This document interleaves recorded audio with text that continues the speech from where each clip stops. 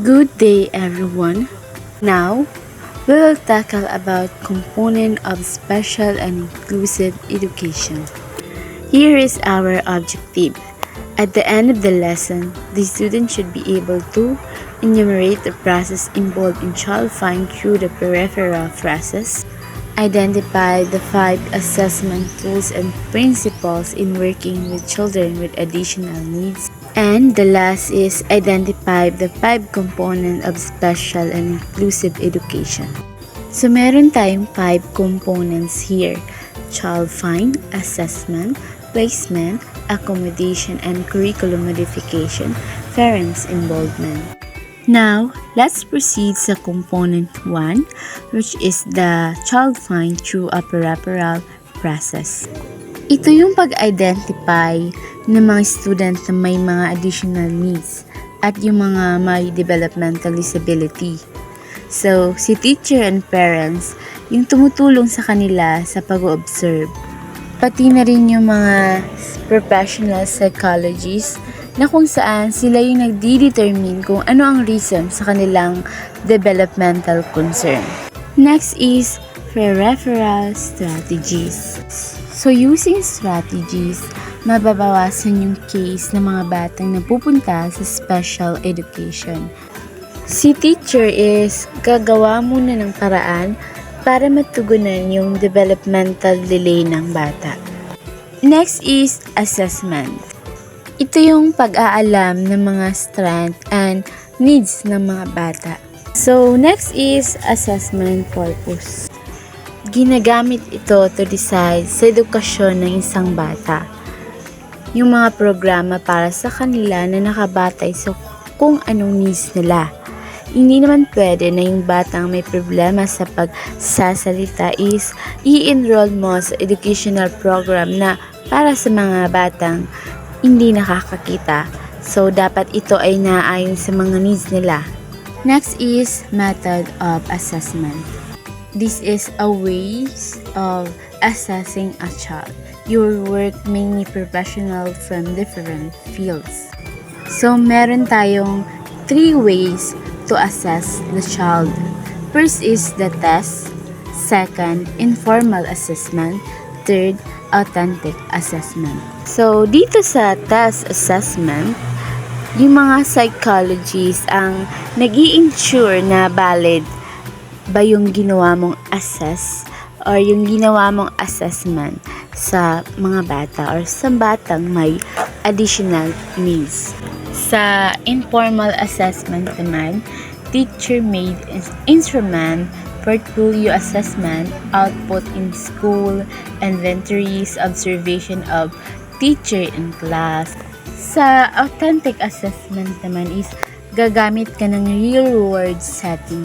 Example is yung mga experimental, demonstration, play, and so on. Next naman is assessment principle. Ito yung magsisilbing guide mo sa pag-a-assess sa mga bata. So, dapat yung mga gagawin mong pag-a-assess sa kanya is nakabatay sa mga guide na ibinigay ng Division for Early Childhood. Hindi pwede na basta-basta ka na lang mag-a-assess sa batang may additional needs. Kung ano-ano na lang ang ipapagawa mo sa kanya, hindi pwede yun. Next is placement.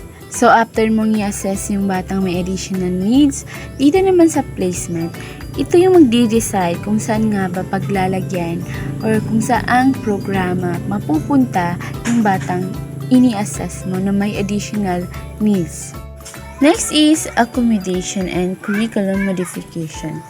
Yung mga batang may additional needs, kinakailangan nila ng full support at merong nakaprovide sa kanilang curriculum na magkaiba sa mga normal na student.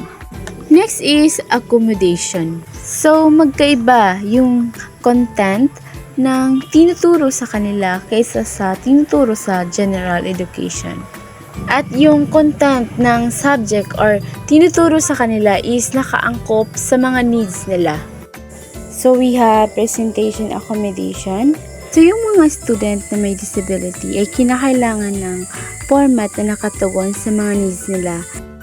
Halimbawa dito sa presentation accommodation, yung mga may kapansanan sa pandama, yung mga pipe, yung mga may problema sa pandinig, yung mga may problema sa pangunawa. So, we have also response accommodation. Ito yung nakatugon sa kanila na magkaroon ng normal na edukasyon like assignment na ginagawa ng normal na student. So, isa sa mga example dito sa response accommodation is yung mga may problema sa writing, math difficulty, and so on.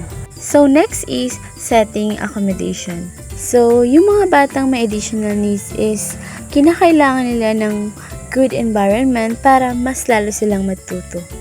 The last accommodation is the scheduling accommodation. So, dapat is may mga schedule na nakalaan para sa kanila. Mostly kasi sila yung kailangan ng more pahinga. So, hindi naman pwede na buong araw mo silang turuan. Kailangan nila ng more na pahinga. So, we're done sa accommodation. Now, proceed tayo sa modification. So, sabi ko kanina is, sa modification, magkaiba yung way of teaching nila from the normal student. Pero may mga pagkakatulad naman na task na binibigay para naman ma-feel nila na hindi sila iba from the normal student. Let's proceed sa last component, which is the parents' involvement. So, mahalaga na ma-involve ang mga parents ng mga bata, lalo na't dyan nagsisimula sa kanilang interaksyon ng isang bata. Sila yung primary caregiver ng bata. So, we have the von Frieden's Human Ecological Theory. So, ito yung example.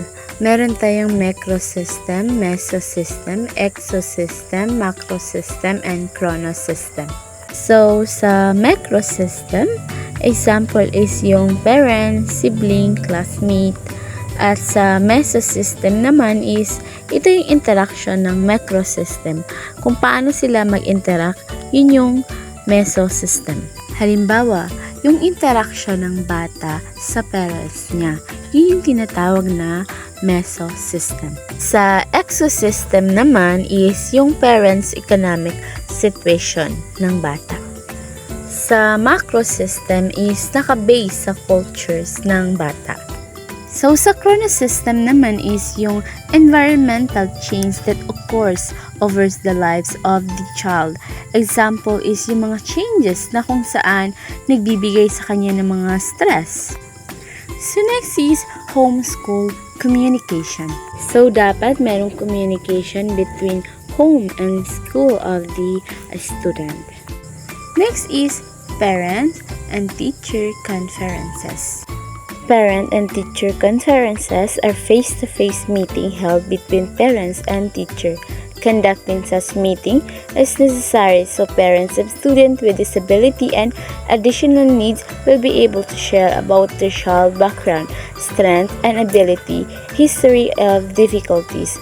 Next is written communication.